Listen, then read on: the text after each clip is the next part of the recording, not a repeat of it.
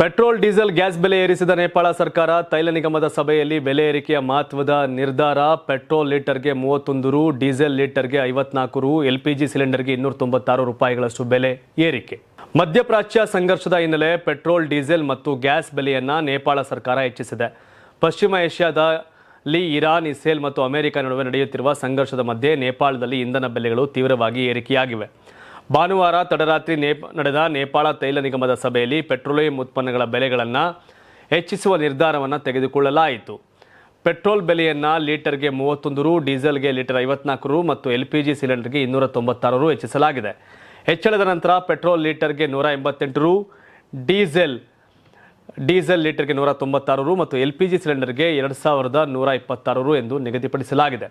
ಮಧ್ಯಪ್ರಾಚ್ಯ ಮತ್ತು ಪಶ್ಚಿಮ ಏಷ್ಯಾದಲ್ಲಿ ಹೆಚ್ಚುತ್ತಿರುವ ಉದ್ವಿಗ್ನತೆಗಳು ಅಂತಾರಾಷ್ಟ್ರೀಯ ಮಾರುಕಟ್ಟೆಯಲ್ಲಿ ಪೆಟ್ರೋಲಿಯಂ ಉತ್ಪನ್ನಗಳ ಬೆಲೆಗಳಲ್ಲಿ ತೀವ್ರ ಏರಿಕೆಗೆ ಕಾರಣವಾಗಿದೆ.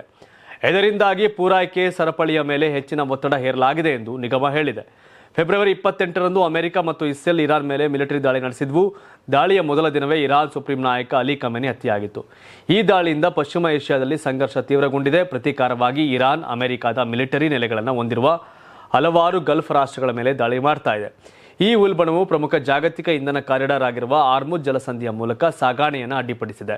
ಇದು ಅಂತಾರಾಷ್ಟ್ರೀಯ ತೈಲ ಸರಬರಾಜು, ಇಂಧನ ಮಾರುಕಟ್ಟೆಗಳು ಮತ್ತು ಜಾಗತಿಕ ಆರ್ಥಿಕ ಸ್ಥಿರತೆಯ ಮೇಲೆ ಪರಿಣಾಮವನ್ನು ಬೀರಿದೆ.